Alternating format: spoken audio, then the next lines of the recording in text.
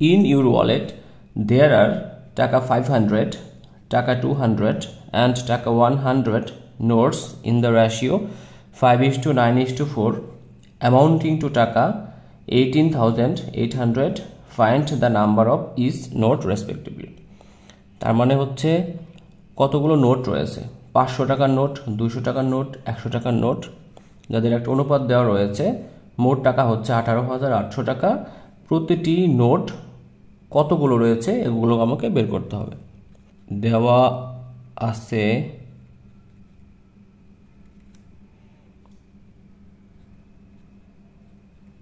নোটের অনুপাত 5:9:4। 500 টাকার নোট হচ্ছে 500 টাকার নোট 5xt,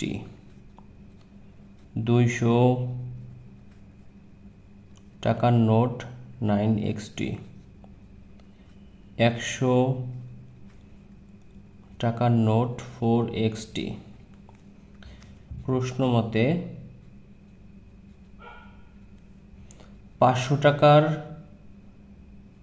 নোট হচ্ছে 5xt, তাহলে মোট টাকা হবে কত?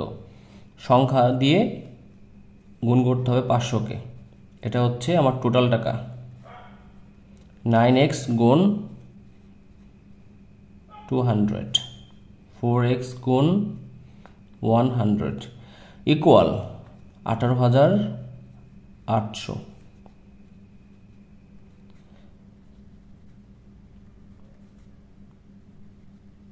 400x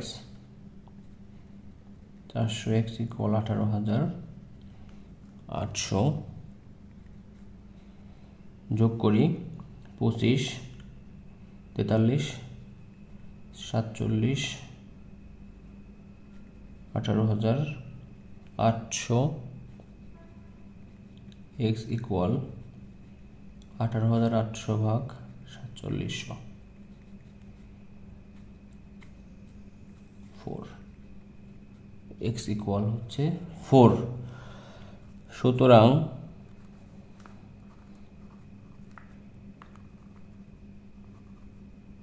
পাঁচশো টাকার নোট হবে হচ্ছে 5x4 20টি, 200 টাকার নোট হবে হচ্ছে 9x4 36টি, 100 টাকার নোট হবে হচ্ছে 4x4 16টি।